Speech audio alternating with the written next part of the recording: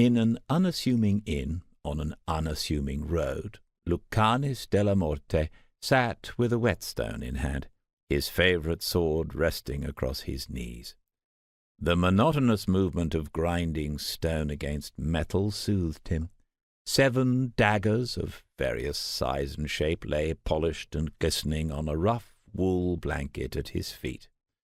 Music, mixed with laughter and gossip, choked through the floorboards. Lucanis closed his eyes. His mind separated the sounds until they painted a picture. A waitress rushed from the kitchen. 2 lovers took advantage of a shadowy booth, their lips smacked together, wet and wanton. A man cheated at wicked grace. The card up his sleeve strained against the starched fabric of his shirt. None is a threat. He relaxed.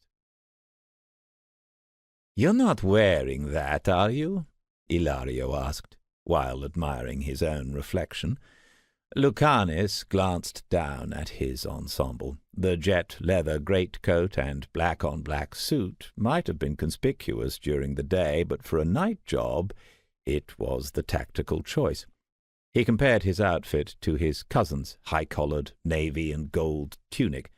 It was something an Antivan thought a Vint would wear. "At least I don't look like a tourist," he replied, a faint smile tugging at his lips. Ilario spritzed his hair with oil and slicked it back with both hands. "No, you look like you're attending a funeral." "Very funny," Lucanis said flatly, and returned to sharpening his blade. "It's a job, not a party." "Actually, it's a job at a party. Might as well look our best." Ilario flicked open a straight razor to trim an errant follicle of stubble that was ruining his rather pristine 5 o'clock shadow.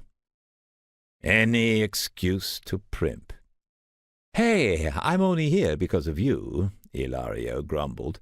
"We should be halfway home right now." "Only the great Lucanis della Morte would delay a summons from the first Talon herself." Lucanis set his sword aside. Ilario was generally thick-skinned, except when it came to their grandmother. "Caterina can hardly complain. She's the one who beat into me my commitment to contracts." Memories of sweat-filled days without food or water came unbidden. Lucanis's back tingled from where his grandmother's cane had bruised his flesh for letting his guard down or fumbling his footwork. For years he'd hated her, but his time as a master assassin had since taught Lucanis that Caterina's cruelty was her way of making sure that he was prepared for this life, that he survived.